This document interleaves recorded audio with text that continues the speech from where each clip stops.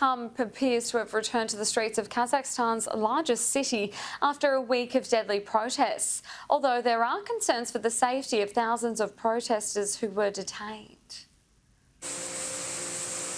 It will take a while to clear up, but the debris from last week's unrest is slowly being removed, even with the shoot-to-kill policy still in place after nationwide protests turned extremely violent in Kazakhstan's largest city. We passed boarded-up shops where looters had run riot, but the traffic's in full flow and the internet's back on, a game-changer after 6 days' absence from the World Wide Web. We didn't leave the house only yesterday and today. We are slowly getting back on our feet. 10,000 people have been detained. One of them, a well-known musician from neighbouring Kyrgyzstan, was released on Monday at the request of Kyrgyz authorities, clearly having been beaten.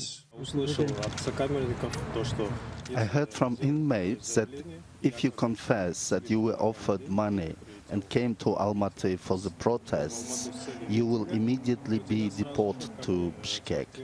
It was a way home, so I decided to implicate myself, even though I didn't do it. It begs the question whether the president's claim that this was a coup pulled off by international terrorists wasn't just a way to justify calling on Russia for help.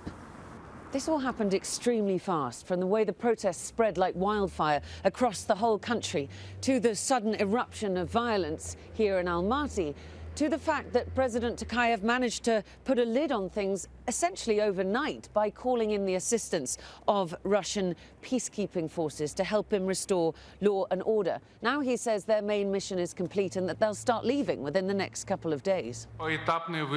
President Tokayev also blamed his predecessor for a system where the rich got richer at the people's expense.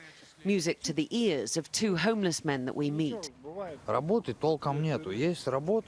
There are no properly paid jobs, but there are jobs which pay pennies. I have 10 tenge in my pocket. I want to eat and I have no place to sleep. The sense of emergency is ebbing away, but there are deep-rooted problems still to solve, which foreign forces can't help with.